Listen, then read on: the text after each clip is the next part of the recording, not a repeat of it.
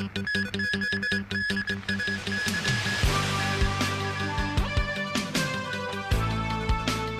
appeal hearing on Sunday's pro-democracy rally. Suspended jail term for defendant in Christmas Eve cash grab case. And a new audio message by Japanese hostage as his fate hangs in the balance.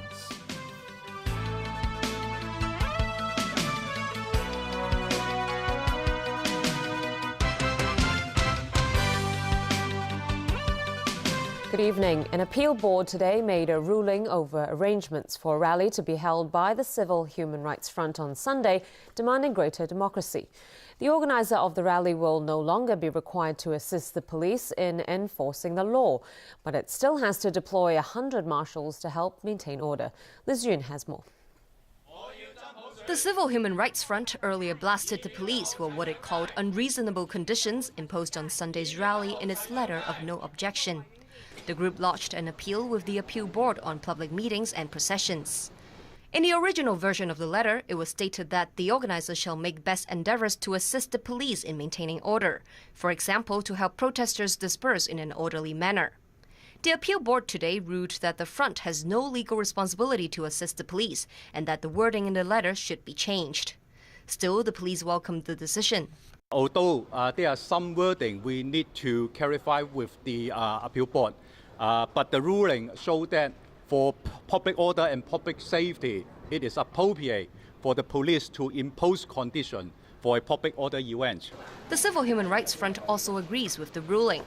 We are satisfied for today's judgment because the committees has specifically here indicate that the organizer, the Civil Human Rights Fund, doesn't have any responsibility to help the police. It is the responsibility of the police to maintain order, but not the organizer. The group had also demanded that the police open up all 6 lanes on Hennessy Road and 2 pedestrian crossings on Ewell Street and Patterson Street in Causeway Bay. But the police cited a deadly stampede in Shanghai recently, stressing the need for emergency vehicles to use the roads. The Appeal Board ruled in favor of the police. The Appeal Board ruled that the organizer has to send 100 marshals to assist with the Sunday rally. As of today, the Civil Human Rights Front said it is still 40 marshals short. And if it fails to meet the requirement on the day, organizing members risk being prosecuted or arrested at the scene. Liz Yun, TVB News.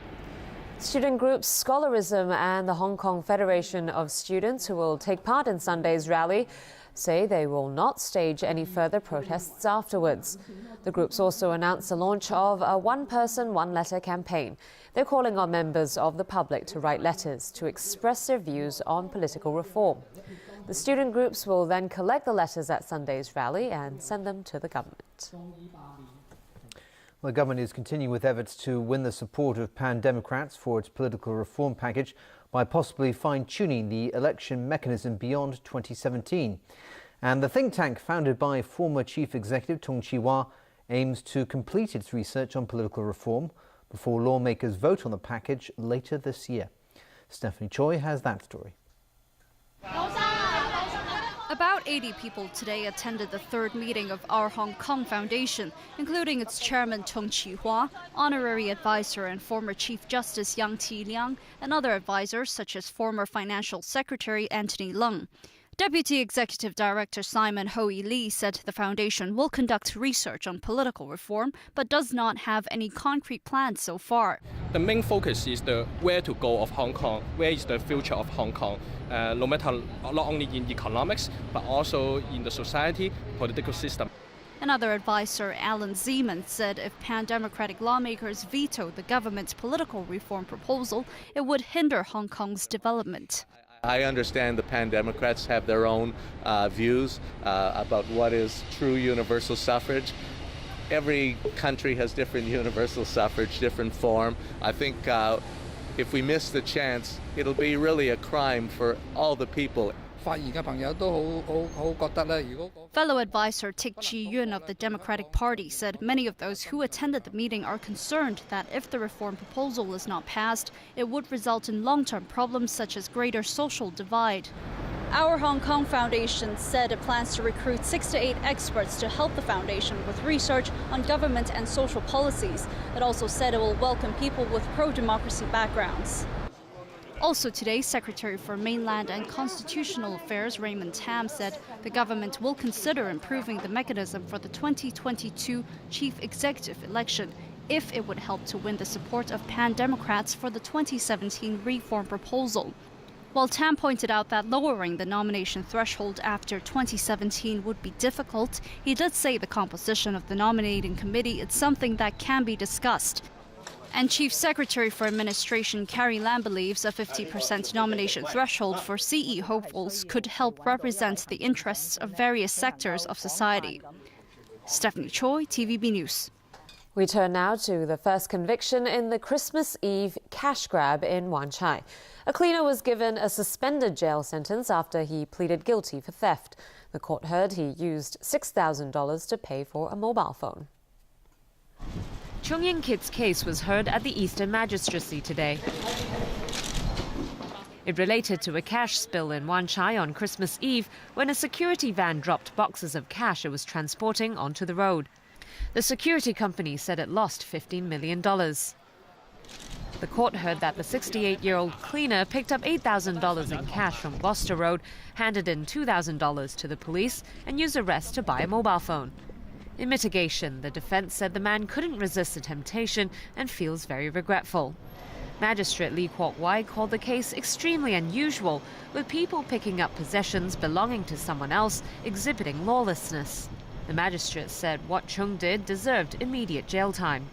But having considered the defendant's age and the small sum involved, Lee handed down a 1-month prison term suspended for a year and a half. And the defendant was ordered to pay $6,000 in compensation to the security firm. It's the first conviction in the cash spill case, which has seen 7 people arrested so far. Another suspect will appear in court tomorrow. 46 people have returned more than $7.9 million so far, with some $7 million still missing. Diane, TVB News. Turning overseas now, the Islamic State militant group released an audio message late yesterday that appears to extend the deadline to sundown local time for Jordan to release an Iraqi would-be bomber. The message, purportedly read by Japanese hostage Kenji Goto, comes after Jordan agreed to an unprecedented prisoner swap to try to save the life of a Jordanian pilot being held hostage. Alan Buckner reports. If Sajida al-Rishawi is not ready for exchange for my life at the Turkish border by Thursday sunset 29th of January, Mosul time, the Jordanian pilot Muaz al-Kasasba will be killed immediately. The message left it unclear if both hostages would be included in the prisoner swap. Japanese Prime Minister Shinzo Abe said today the audio recording was being studied to verify if it's Goto's voice, and that it's a high probability that it is. He reiterated his condemnation of the hostage-taking, describing it as a heinous terrorist act. Meanwhile, demonstrations continued in Jordan, urging the king and the government to do all they can to secure the release of the pilot, Muaz al-Kasasba. Speaking after a meeting with King Abdullah, the pilot's father told supporters that monarch had reassured him and his wife that, God willing, everything would be fine. The unprecedented swap would go against Jordan's policy of not negotiating with terrorists. The subject also came up in Washington, which has a similar non-negotiation policy. A White House spokesman was asked what made this prisoner exchange any different than the one the U.S. made with the Taliban last year. That involved 5 prisoners being released from Guantanamo Bay in exchange for the return of U.S. Army Sergeant Bo Bergdahl. Prisoner swaps are a traditional end-of-conflict interaction that happens as the war in Afghanistan wound down. We felt like it was the appropriate thing to do. The Taliban is an armed insurgency. ISIL is a terrorist group, so we don't make concessions to terrorist groups. Alan Buckner, TVB News. An inquest in Australia heard today one of the hostages killed in a siege on a Sydney cafe last month was accidentally struck by a police bullet. 3 people were killed, including the hostage-taker, as police stormed the cafe. Details into how they died came out on the opening day of the inquest. A lawyer assisting the New South Wales coroner said the cafe manager, 34-year-old Tory Johnson, was ordered to his knees and then shot in the back of the head. It's believed he died instantly. Another hostage, 38-year-old lawyer Katrina Dawson, was killed by at least one ricocheted police bullet as they stormed the cafe. Fears are growing over the possibility of another war between Israel and Lebanon.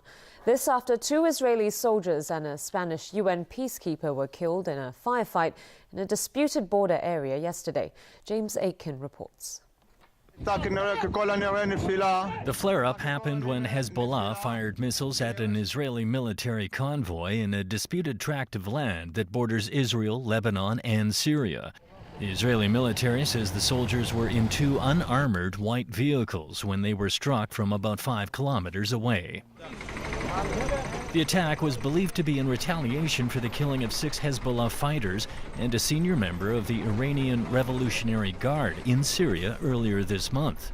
In an emergency meeting of the UN Security Council, officials condemned the attack and said an investigation is underway. Officials said the peacekeeper was killed in crossfire after rockets were fired at Israeli positions and Israeli forces responded. Spain's ambassador to the UN has already decided who was responsible. Which of the 2 sides was responsible Well, for his I think death? I made it clear it was because of this escalation of violence, and it came from the Israeli side.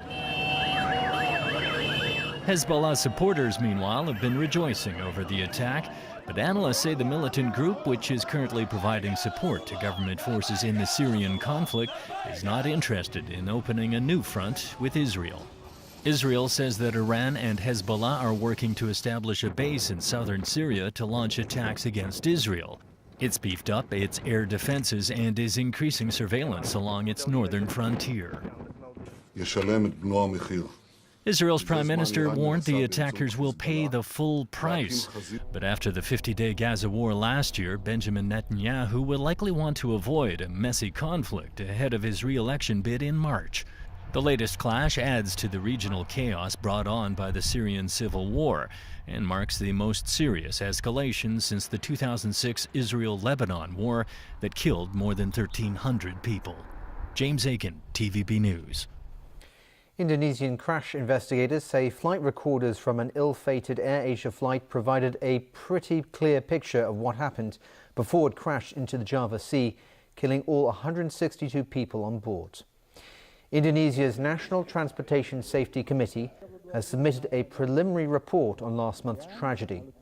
The Airbus A320 vanished from radar screens in bad weather during a flight from Surabaya to Singapore. Investigators say the cockpit voice and flight data recorders showed the plane was cruising at a stable altitude before it crashed, and there was nothing wrong with it before it took off.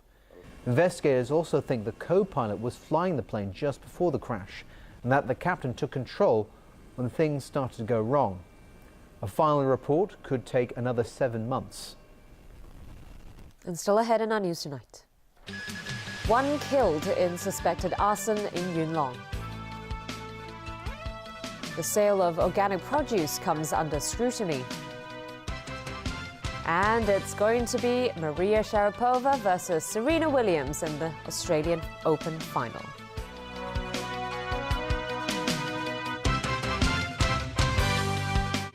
Savoury Thai curry dishes, statement-making wristwatches, also natural skincare products, and pamper sessions for pets. Tonight, Dolce Vita at 10 on Pearl. 價值10萬蚊，由澳洲 Sealy 入口嘅 Exquisite 系列床褥，嶄新鈦合金 REST 彈簧，讓你享受最豪華嘅舒適承托。澳洲 Sealy Exquisite 系列床褥 ，one of life's luxuries. The same hotel. The same experience.